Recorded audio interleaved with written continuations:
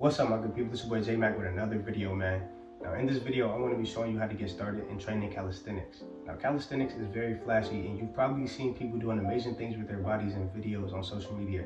But before they were able to do that, they had to build a solid foundation, and that's what this video is going to be about. Whether your goal is to burn fat, learn those same skills, lose weight, or build muscle in a great physique, this video and doing bodyweight training is going to help you achieve that. Even the elite and advanced athletes don't neglect the fundamentals, so that just shows you not only how important it is to master the basics, but how far they can take you.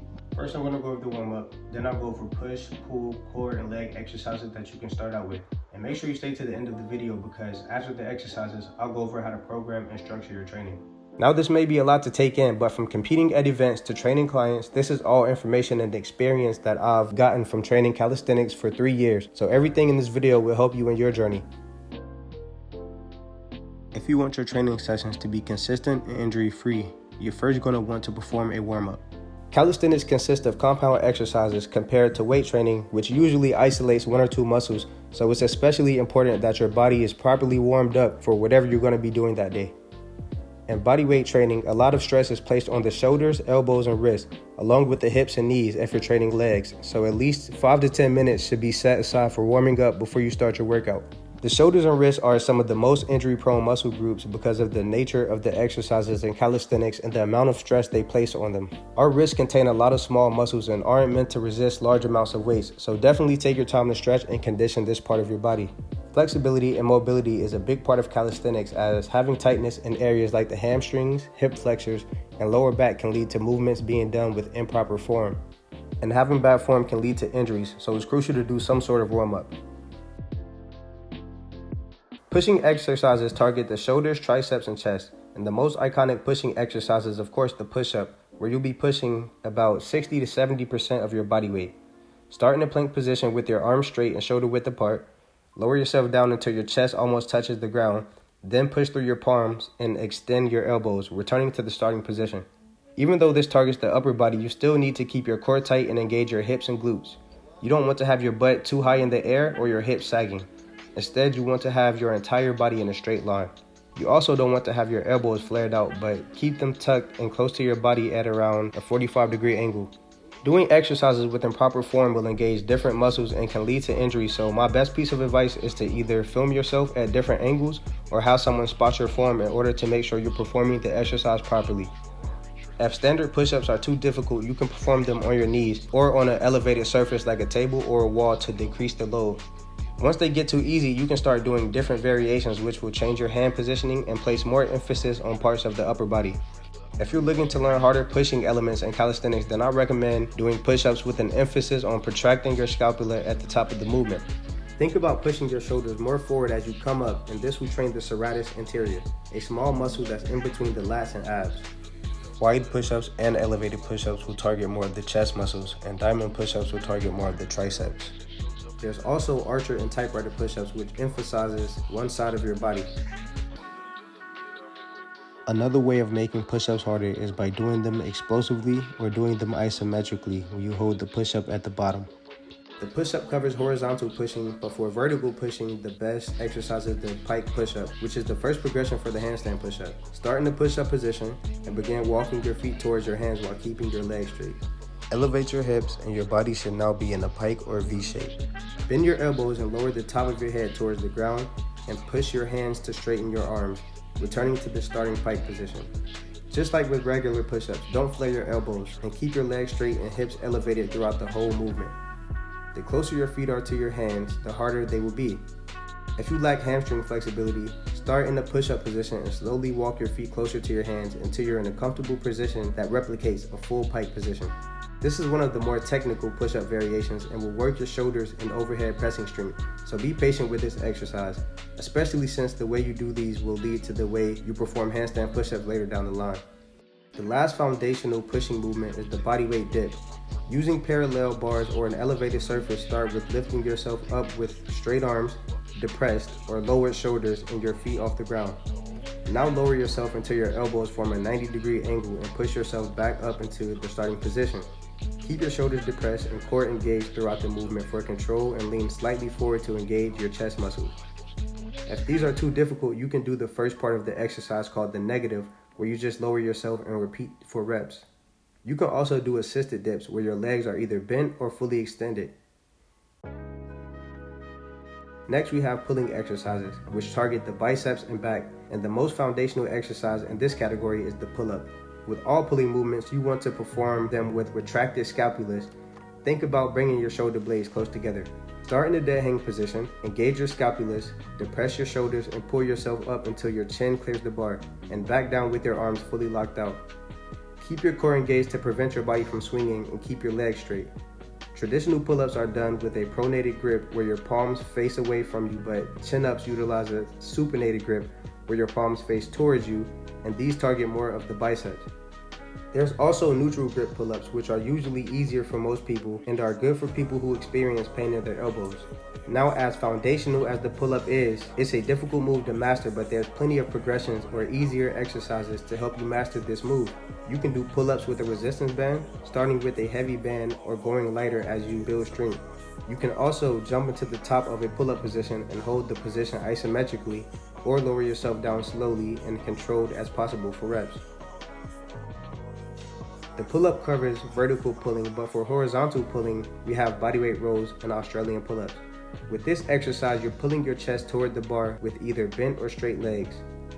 Just like the pull-ups, you want to retract your scapulas, that way you're activating your back muscles, and try to bring your chest all the way up to the bar. The last pulling exercise is the dead hang, where you simply hang from the bar. This targets your forearms as well as develops your grip strength. There's not a lot of variations with pulling exercises compared to pushing, so really concentrate on having perfect form and using different grips and hand positionings. Close and wide grip pull-ups and rows will place more emphasis on certain muscle groups, helping to build a more well-rounded physique. I would, however, suggest doing exercises with a pronated grip, as that grip is more commonly used in calisthenics and will help if you plan to learn more advanced moves like the muscle up and front lever.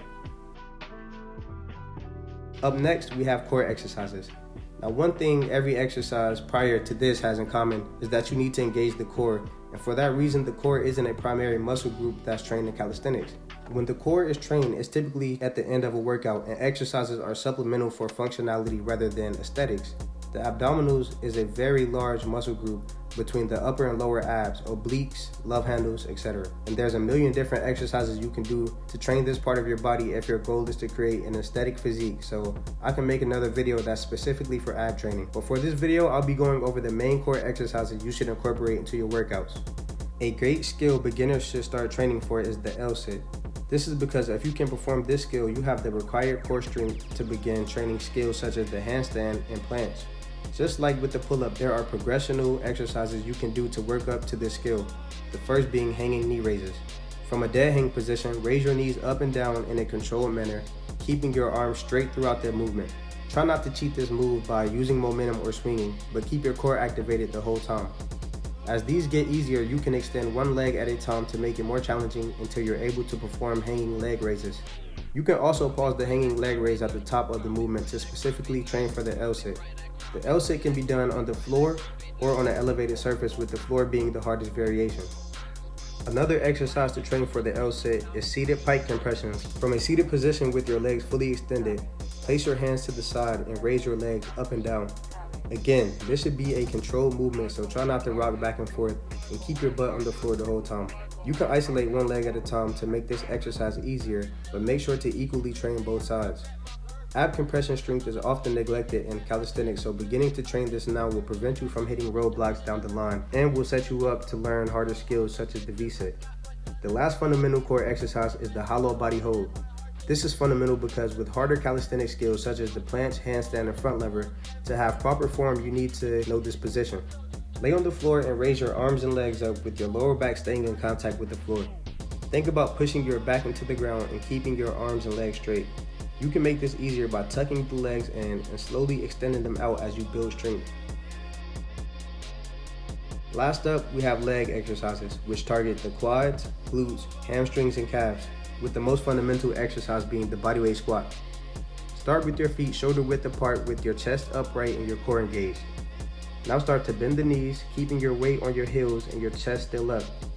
Go as low as you can while maintaining good form, placing your arms either in front of you for balance, behind your head, or kept at your sides. Now push through your heels to stand back up, fully straightening your legs and squeezing the glutes at the top. Some common mistakes are lifting the heels, leaning too far forward, and letting the knees cave in. Your knees and toes should be aligned, and keeping your core engaged and heels flat should keep you from leaning too far forward and lifting your heels. You can also do jumping squats to train your explosiveness, keeping the same form cues in mind. In calisthenics, one way to make an exercise more difficult is to perform it unilaterally. So the pistol squat is a great exercise for training legs as well as your balance and stability. You can do this assisted or on an elevated surface as progressional exercises. Another good exercise for the legs are glute bridges. Lay on the floor with your knees bent and lift your hips and glutes up, keeping your lower back on the floor. This exercise is good for calisthenics because your body should be in this upright position to maintain good form for harder movements like the planche and front lever. Single leg glute bridges are also a good way to make this exercise harder. Legs are a controversial topic in the calisthenics community as adding muscle mass to the legs makes levers much harder to hold. But for beginners, I would advise you not to skip training legs as many leg movements require a decent amount of flexibility and mobility, which is an important part of calisthenics and your overall health. Now that you have a handful of exercises, I'm going to go into split training and how to program your workouts. There is no one-size-fits-all approach to having a program as we all have different strengths, weaknesses, and lifestyles. So your programming should be optimized to fit your current lifestyle. The most common split is push-pull legs, where you'll be performing the pushing, pulling, and leg exercises as well as the core exercises shown in this video on separate days throughout the week. This split is suited for people who want to train more frequently, and because of the frequency, you should aim to have a moderate to lower level of volume and intensity throughout these workouts. One drawback of this split is it requires consistency in terms of how often you train throughout the week. However, the workouts will be shorter. Another common split is the full body split, where you'll be working out your entire body. This split is suited for people who cannot train as frequently, but because of this, you should aim to have a moderate to higher level of volume and intensity. The main drawbacks of this split are that your workouts will be longer because you're training your entire body, and you're more likely to be sore the next day. For a typical workout, I'll start with a warm-up to get my body ready. I then begin doing compound movements, push-ups, pull-ups, dips, and squats, doing the hardest exercises first when you're fresh. Next, I do some isolation and conditioning work. These movements being in a higher rep range than the compound lifts since they should be easier. And I finish up with a cool down session where I stretch. Once you've been training for a while, you're going to want to start making your workouts more difficult, and you do this through a process known as progressive overload. With weight training, this will be done by adding more weight, but calisthenics requires more creativity and makes exercises harder. You achieve this by adjusting your leverages, which was demonstrated by the many variational exercises shown in the video, such as changing your hand and leg positioning. You can also increase the sets and reps that you do, decrease your rest time, or increase your time under tension. Progressive overload will help you break plateaus, leading to more muscle and strength gains. One thing to note when it comes to calisthenics is the importance of rest. Actual gains in muscle and strength happen during the resting and recovery phase, so I'll recommend getting at least 7 hours of sleep per night to maintain good performance. You should also listen to your body and stop training if you're sore or feel lots of pain, as attempting to continue training could result in an injury. When it comes to mastering the basics, this is just a way of saying you should be performing a good amount of reps with good form and control. A good range to aim for is at least 30 push-ups, 15 pull-ups, and 15 dips. If you can do these, you have basically mastered your body weight at a fundamental level and can start moving on to other styles of calisthenics such as statics, dynamics, and weighted calisthenics.